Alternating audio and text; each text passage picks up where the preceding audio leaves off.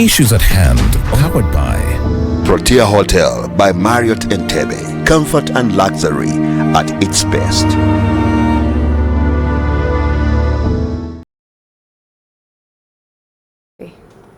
You are most welcome to Issues at Hand. Once again, my name is Carol Nowamani, and it is a great pleasure to be back to Issues at Hand. And of course, we, as usual, are here to discuss issues that are pertinent to us as a community. And today, particularly, the topic is very interesting because it is a personal one. And just before I introduce it, I'd like to let you know that we are on social media as Church of Uganda Family TV. And of course, you ought to check us out. That is on YouTube, Twitter, which is X, and of course, Facebook and LinkedIn. Everywhere you think of, we are there, and you can check out our programmings and different communications on our social media platforms. We are powered by Protea Hotel by Marriott Entebbe that promises comfort and luxury at its best. They do have some of the best services on the market when it comes to hotel and of course management and hospitality. Now, of course, today we are very privileged to have a guest in studio, but before I introduce her, I'd like to let you know that of course gender-based violence is still a problem when it comes to our society in Uganda, in Kampala, but also in the outskirts of Kampala, especially in the villages where actually people do not know how to handle it, what to do if they are faced with violence, especially the women who are considered to be a vulnerable group in our community. Now, we are going to take a look at some of these things. However, we are going to channel it a little bit to the journalism sector, because today my guest is from the Uganda Media Women Association, an association that looks out for women in journalism on how to support them. Now, when I went through their mandate, I realized that they are passionate about the female journalists like myself.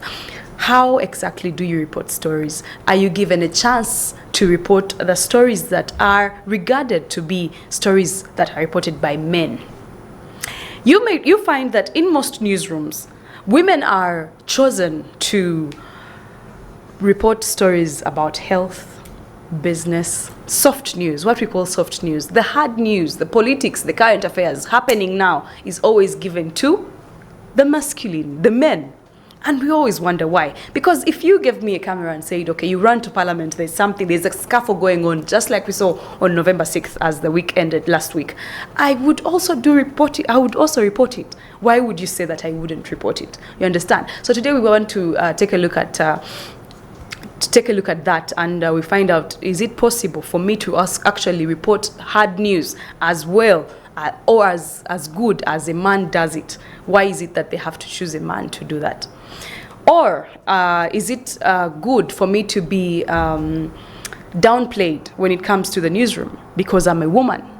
Those are some of the things we have to talk about today in Issues at Hand. Now, my guest for today is called Laila Ndagire, and she is the project officer and gender trainer at UMWA. You are most welcome to studio this morning. The pleasure is mine. Thank you for hosting me on Family TV. Okay. Yes. You can say hi to the viewers and tell them a little bit about UMWA before we get into it. Good morning, everyone watching Family TV. I'm glad to be here. My name is Laila Ndagire, and I work with the Uganda Media Women Association. Uganda Media Women Association is an association of media women in Uganda, established in 1983. It was established because there was a very, very big gap when it came to how voices of the women in the media were by then. There were few female journalists, and even there were few voices of women in the media. So this organization was established to amplify the voices of the women, and also to provide a platform for female journalists in the media. Okay. So Uganda Media Women's Association does quite a number of things. First of all, it provides training to journalists to be responsive in reporting issues, especially providing a platform to both sexes, that is male and female, in their reporting, in their programs. For example, here at Family TV, when you host a talk show, you should ensure that you have both male and female on your panels. Very true. Don't only the The male. men. You know, we see panels full of males. Yes.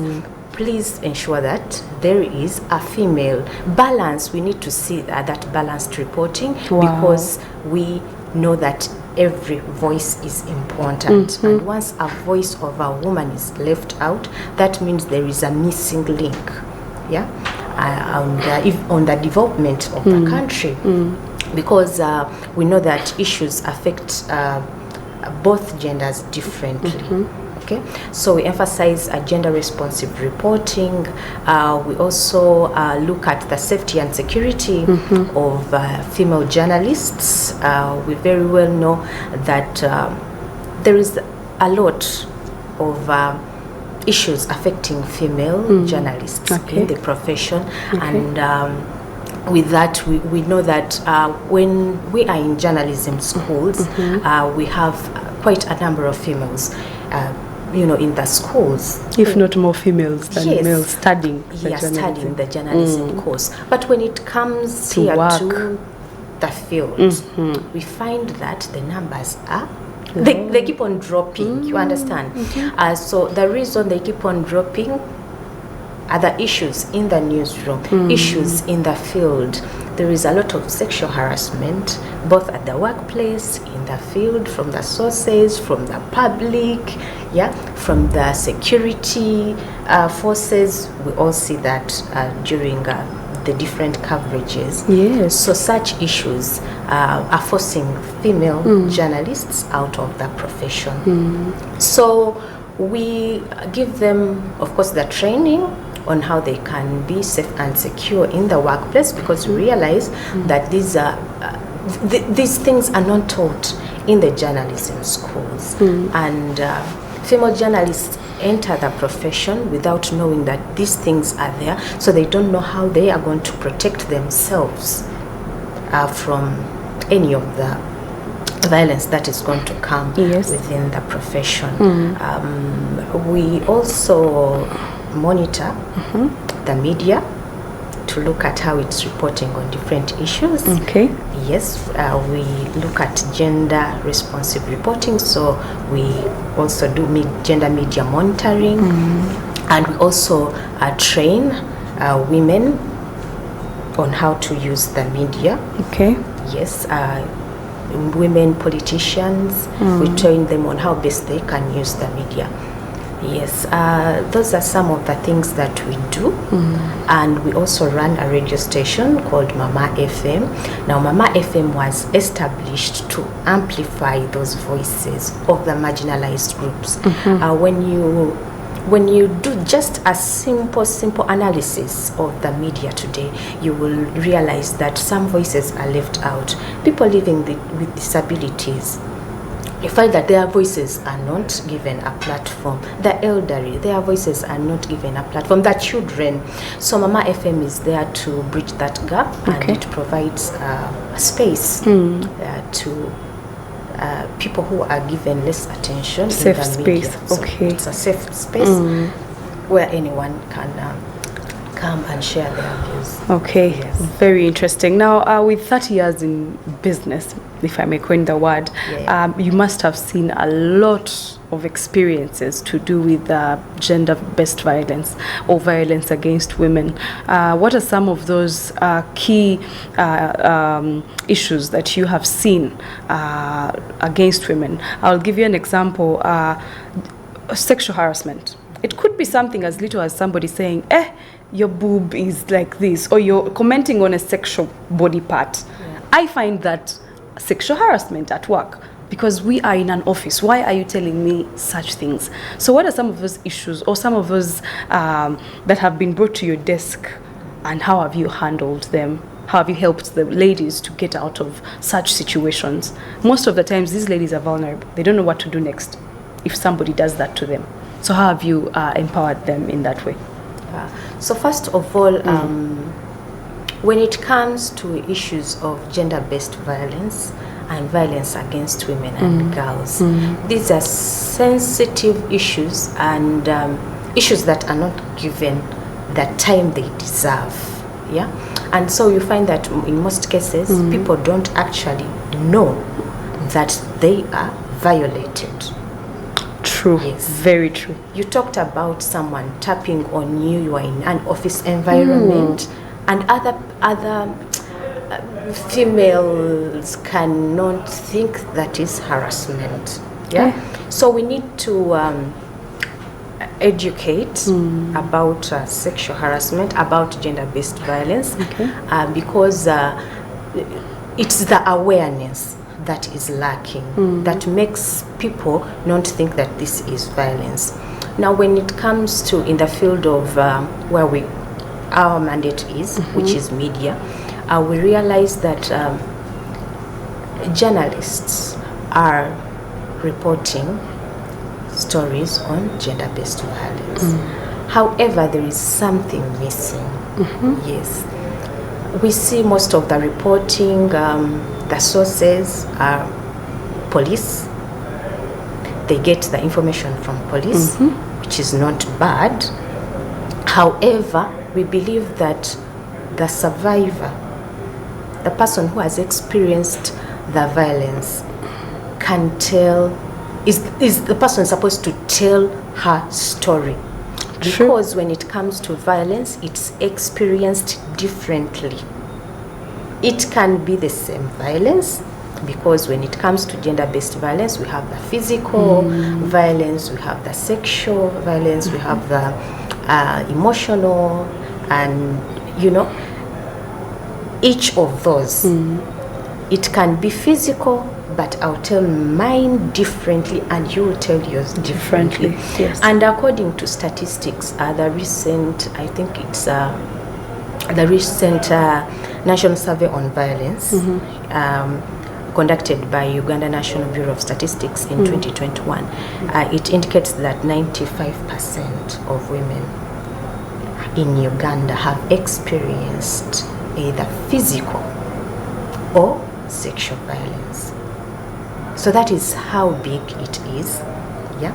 But when you find the media does not, when it comes to reporting, the journalists have not shown this big problem, because it's 95% is quite big. They have not brought out that bigger problem. Yeah, they have not. We have not seen these stories, being fully reported on. We have not seen these people get justice. Yeah, we have not. There is something lacking on the way we are reporting these stories as people in the media. So we find that the survivors of violence against women fear to come out and speak about these issues, because some of them, we have engaged with them, the survivors of violence, and they tell us that, sometimes when they speak to the media, what they tell the media is not what is broadcast or published. It's edited It a is lot. edited, and there is something that is added, something that is removed. That is removed, and it's not what you said. Yeah. So it causes fear.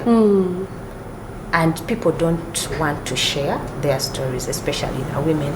Also, when we are engaging with women survivors, they think the media is some... Actually, one told us that, we see the media people are celebrities. Journalists are celebrities. We fear to talk to them. Those are some of the things they say. They are in their media houses. They are unreachable. We cannot reach them. But yet, as journalists, that is your work. That is our role. Yes. We find that today's journalism is more sort of press conference, then getting what the police has said, those briefings and the like. There is no more human interest. There is no follow-up on the stories. To get the other side of the story. Because it's only when you interview this person who has experienced violence that you will understand what they are going through and what they are experiencing. Yeah. So we recently engaged journalists and survivors of gender-based violence, and it was a heated conversation in the room. I can imagine. Yes. Yeah. You caught us in, you do us, you display our faces. There are some things that we do as journalists, in the media, which puts the survivors at risk, and yet we should not be doing them. So we need to understand the person who has gone through this violence. Wow, interesting. Now, we would also like to commend UMWA for empowering 150 female journalists with required skill sets to contribute to the participation of reporting organized crime. Usually, as I said at the beginning of the show, women are expected to report business and soft news, basically. So that was a very, very good move for this organization to train people, especially women, on how to report organized crime. But my question would be, have you seen the impact of your training on the training you gave these 150 women? Have you seen its impact on the market? Do you do the follow-ups after the training to see the people we trained, how are they doing? What are they doing different? And how are they impacting positively the society? Yes, we have seen the impact. Okay. Because our trainings are very, very, very participatory, and we have seen female journalists taking up those investigative stories, the ones they feared. Actually, they even thought that it's the male journalists who are supposed to do this kind of work, this kind of reporting. However, we encouraged them, we gave them the tips, and they have started. They share with us the stories they have done, the investigative stories, and that is the way we do the follow-up with them. Okay. Yes. And we believe that if we continue with these trainings, we shall see many female journalists, trying to take on these investigative stories, trying to do the hard news, like it is said. Yeah, not report on your own fashion, cooking and the like, but we want to see them. And I think you are seeing them, yes, out there. Yes, so the trainings are so impactful. Like I said, these things are not taught in the journalism schools.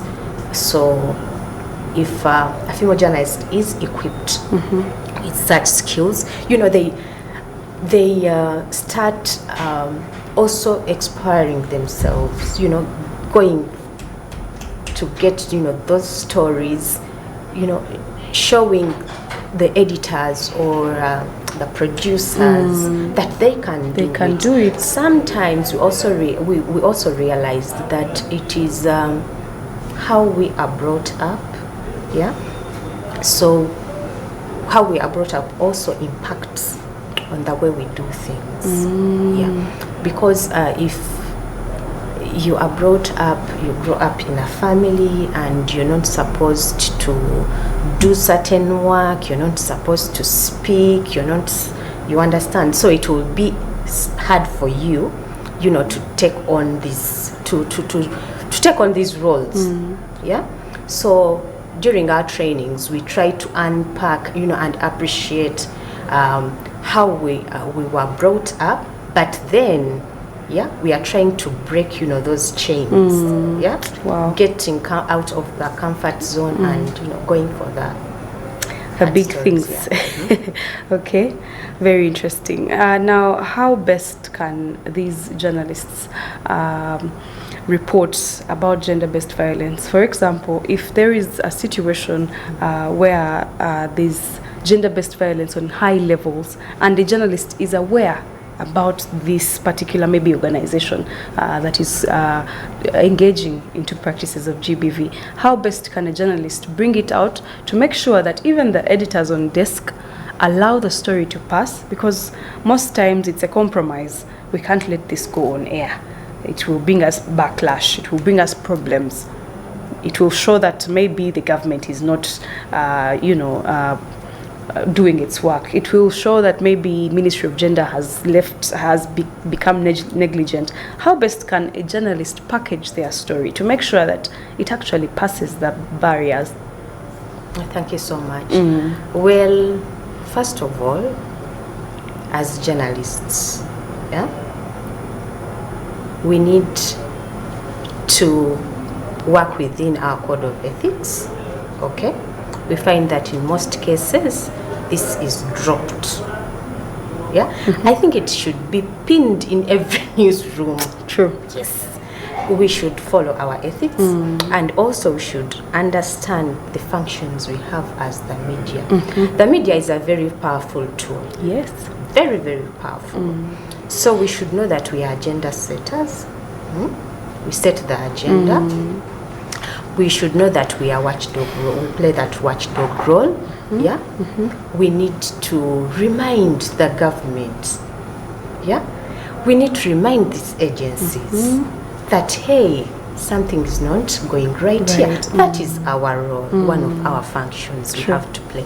We need to social mobilize for social justice causes. Those are some of the functions that we have as the media. We are very powerful, and so we should utilize them and do it very well. Okay. Now, after getting to know our roles and the functions that we play, when it comes to reporting gender-based violence stories, we need to we need to bring it to the survivor, because the survivor is the person who has experienced this violence. But in most cases, we find that they are not given the space to explain what happened, what they went through. So we know that there are 5 phases of doing a story. Okay. And as a journalist, you have to go through the planning stage. You have to plan before you go for that story. Yes. So plan for the story very well. Do some research. Read. Go to cover that story when you're well equipped with the information. And then when you reach out in the field, that is now the sourcing, the interviewing. Please, the language you're using with this survivor, do you even seek consent from them? Or you just reach and I say, okay, Carol, okay, so you are beaten. Why were you beaten? You understand? Okay, after him hitting you, then how did what? you feel? You're not creating a safe understand? space for this person. Yes, you're not creating a safe space for the person to tell you. Carry some identification with you.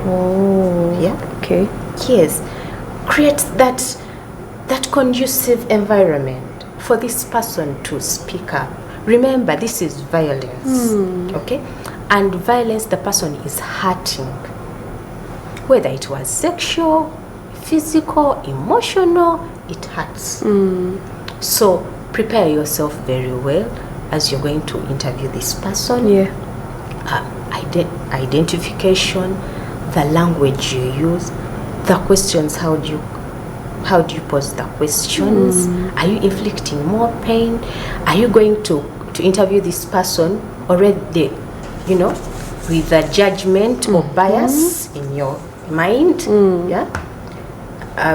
Because some journalists, like, they are already biased when they're interviewing a survivor.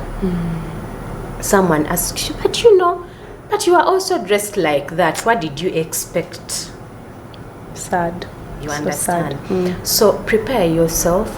Understand that the person you're going to interview has got pain.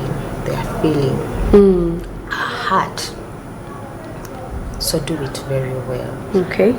The editing part, a survivor can give you a story, and then when you're editing the story, please don't add in things that were not discussed. Yeah, you find headlines that are that are so funny, dramatic, and that are causing more pain to the survivor. Yeah. So don't add in what the survivor did not mention. Please keep it as it was said by the survivor. And then at the publishing, when you're publishing, first ask the survivor. Tell them when you're going to publish, because if I'm a survivor, I can say no. Please don't change your publish. I mind. can change my mind. So ask them, hey, I'm going to publish. Is it okay? And if they change their mind, it is okay. Please don't air the story. Don't publish the story. Wow. It is okay. Okay. Consent. Seek consent. Ask them how they want to be addressed. Ask them if they want you to use their names, actual names. Protect them. If they don't want to be seen on TV, please blur their faces. Please use, pseudonyms. Don't expose the survivor. Unless if they have accepted, they have permitted you to go ahead and publish them. And even after doing this story, after publishing this story, please follow up with the survivor. Ask them how they felt. Yeah. Provide, when you're engaging the survivor, they don't know. Sometimes they don't know where to run to for help. So as a journalist, you can provide that information. That's why I said that we need to do research beforehand. Yeah, you can give them contacts of some of the centers where they can seek help. Some survivors even fear going to the police. They don't even know where to start from. They don't know if that there are organizations that can provide some support. They don't know that there are even shelter homes for survivors of GBV. So you provide that information. So after publishing, please ask them, follow them up. Yeah, following up stories is very important. And if the survivor maybe there was some action that was taken, follow it up. Maybe if they got some help, please don't brag around, as a journalist, don't brag around that, it's me who led to this. Yes, I'm the one. If I had not covered that story. Yeah, so these are some of the things that we think that if journalists who have interest in reporting stories on gender-based violence should follow. Okay. Yeah. Thank you very much. We still have a lot to talk about, especially we are going to find out where exactly you can access Uganda Media Women's Association. Is it accessible for anybody or out there who needs such kind of help? Or where exactly do you go if you face such situations? Remember, GBV is a very, very big vice, especially in Uganda today, and we are trying so hard. We're doing our part. Each person is doing their part to make sure that we see an end of it. There is no woman that deserves violence whatsoever.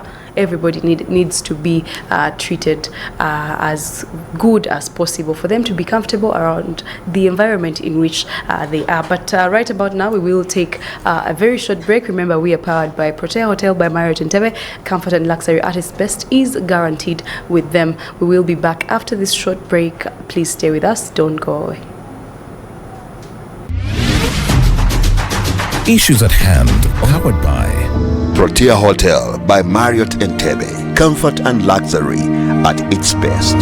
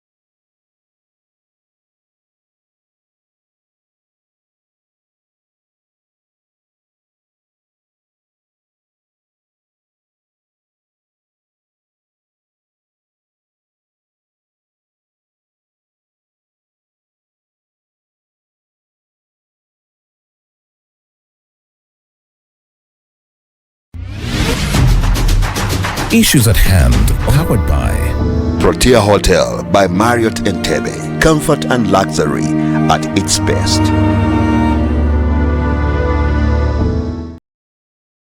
Yeah. Hello, you are most welcome back to Issues at Hand, and we are glad that you are still watching Church of Uganda Family TV. Remember, we are located at Church House 13th floor in case of any business transactions or in case you want to advertise with us so that the people out there can see what you are about. My name is Carol, and we are here with Issues at Hand, where we are discussing the voices, amplification of voices and shaping public reception. Also, we are talking about GBV when it comes to women in the workspaces, even in school. You know, GBV is a very big issue that even in school it is happening. People are getting affected from as low as secondary school. Primary school, we have seen stories of, you know, very old women, old men raping these little girls of P7, and you wonder where our society is going. But anyway, we are here with Miss Laila Ndagire from UMWA, which is the Uganda Media Women Association, and she is the project officer and gender trainer, the right person to discuss, to help us discuss this particular issue. And of course, we want to start with, she's holding a book in her hand, and it was recently launched by the UMWA. As you can see, it says a survivors-centered approach, reporting on GBV. So we are looking at exactly at, as you can see on the screen, how exactly can GBV be reported by the media to make sure that we bring an end to it. So this is a survivors-centered approach. We have been privileged that some of the survivors have come out to tell the stories. Many have kept quiet, about 90% by the way. They don't come out, they say, let me die with this. Yes, they don't. But this 10% has at least come out to show us how ugly it is out there with GBV. And you see, Carol, even when they do, some of them run to family members. Exactly. Of which they, most of the advice they get is keep quiet. You're going to embarrass us. You're going to embarrass us. Keep quiet. You see, there is a story going around of Hajat Zora and Haj Ali. And you know, there is a lot of twist in this story. Yeah, I don't know, when I've tried to follow it up, and I've seen there is a certain media house which interviewed Hajat Zora, and the type of questions that they were being thrown asked. at her. Actually, this presenter, he's a male. And you know, when he was interviewing Hajat, the first question was like, hey, Hajat, I'm very happy to meet you. You see, you know, I've been watching these videos and I thought you are tall, very tall. Imagine. That's, you know, he has started in the practice. Yes. And what he's doing actually is he's trying to give that picture of Hajat, you know, a physical describing. It has nothing to do with that. Has nothing to do with that. And when their issue came into the media space, it was about the defilement of her 14-year-old. But right now, things have turned upside down. Actually, we need justice for this young girl. But now the things, what is in the news is something totally different. You understand? Very sad. And why is it like that? It's because of, you know, she's a woman, the power relations maybe, they are in between, you understand, and all types of stories. So as the media, we need to be focused. We need to know how to ask these questions. And that's why Uganda Media Women Association, with support from the Austrian Development Corporation, we developed this handbook. Okay. It's a simple guide. It has the do's and the don'ts at every stage of writing or reporting a story on gender-based violence. Yes. Yeah. You know, look at the issue. You're already now traumatizing. You add more trauma. You're adding trauma to the victim or survivor of violence. Yeah. this reporter was already biased, he had already what his thoughts, and he was bringing them to questioning the woman. Yeah. So we need to be conscious on how we write these stories, because stories for GBV are not like any other story. They are different, and each survivor has their own experience. Yeah. It is always different. So give them a space. Let them tell their own stories. Yes. Okay. There are people who have faced gender-based violence. Like I mentioned, some of them don't know where to access Yes. help. However, there are organizations that provide this help. There are organizations that provide pro bono services to people who have faced gender-based violence. So, as the media, we need to educate ourselves with these services and, provide solutions to the survivors. Like, do these impactful stories. We should stop just reporting for the sake of reporting, breaking the news. Getting So views. what? Yes, breaking the news, getting likes and views on social media. I think we should do away with that and focus on the impact of the story. For example, if it was your sister, would you just leave that story to go like that? So put yourself in the shoes of the person who has faced the violence. Yeah? Understand that violence is violence. Whether it's inflicted on a man or a woman, it is still violence. Yeah. We also understand that also men are violated, but women are violated more. Yes. They face more violence than the men. So as we are doing these stories, we have to put that into context. Okay. And like I also mentioned that we set the agenda, we set the agenda as the media. We have to put the government and the agencies into account. Yes. Good. Do they follow up on these stories? We need to follow up. In most cases, a story is broadcast or published and it ends there. You don't know what happened next. Did this person get justice or not? It ends there. And when we're engaging with journalists, they actually said that yes, there is something lacking when it comes to following up on stories. It's just breaking news, breaking news. Breaking news. We even asked if there was maybe a story on a certain politician, like a breaking story on a certain politician, and then there is also a child who has been defiled. Which story would you go to? Obviously. And most of the journalists were like, now the story of the politician will sell more. So I'll cover the story, and then after I'll get back to the story of the girl Of the defilement. who was defiled. But you understand? So I think we should have set our priorities. Yeah, and also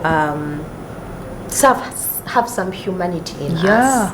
Yeah, it's not about the money or breaking the news, but what if it was your sister or mother In the situation. you run and cover this story and let her there? Yeah, Exactly. and also when we are doing these stories, we should include the laws. Uganda has laws that need to be followed, that we need to see work. So as the media, we need to address this, include this, the laws in our stories. For example, we have the Constitution itself, Article 21. It provides for non-discrimination, equal rights, equal rights to the law, for all of us, both male and female. Yes. Yeah. We have the Domestic Violence Act. Yeah. We have the Equal Opportunities Commission Act. You know, we need to quote all these laws. We signed very many international laws. Yeah. The Maputo Protocol. So we need, as journalists, we need to include all that. And you know, the judiciary has a gender policy. You understand? So we need to analyze these issues beyond, and put these institutions, put them to task. Yeah. Interesting. Now, when I was reading through this, I noticed there's a part that says, as a journalist, you need to focus on the positive reporting. People are so hell-bent on reporting negativity because it sells, like you have said. And so my question would be, what would you encourage journalists out there to look at as regards to reporting positivity? Because what they think is that if they report positivity, they will not get anything out of it. Instead, when they report negativity, their ratings will go high, their media house will be number one, and they are doing it for all the wrong reasons. That is one. Two, is there a way that UMWA can now train journalists on positive reporting, or is it already even doing that? Well, I'll start with the second one. Yes, the trainings we do on gender-sensitive reporting, it's positive reporting. Look at the impact of the story. The stories that are out there, why, you know, they are like that is the journalists think about, you know, the sales, money, and the like. Yeah, but we need to look at the impact of the story. Which value is it adding to the community? Yeah. To the country? Yeah. Remember, we are very powerful as the media, and what the community, society sees is what they will take. Yeah. All the twists, I gave an example of Hajat Zura's story. All the twists, even her being, you know, attacked as she went downtown, it's because of what we are reporting. Yeah. It's what we are feeding the public. So can we change and feed positivity? Look at the impact before you publish that story, before you air out that story. Can you first think of the impact of this story? To, first of all, to the survivor themselves. Are you causing more harm or helping? Yeah. Then to the community. Are you building or breaking the community? You understand? So when we think about those things when we are doing these stories, I think we shall have positive and a very organized community. Very true. Thank you very much. If anybody were to access Uganda Media Women Association, how possible would it be? Maybe some people may need your advice on something after watching you here. A journalist may need guidance on a few things here and there, especially female journalists. How accessible are you, and where can people find you? Well, Uganda Media Women Association is located in Chisasi, Sebagala Road. It's very, very accessible. It's very open to journalists, to women. It has a radio station, Mama FM. You just come and access the premises. Yes. And you know, you get bring your issue forward, and we see how to help. We do not provide like shelter or you know, some of those services, but we work with other organizations. We work with other organizations which provide these services. So we refer.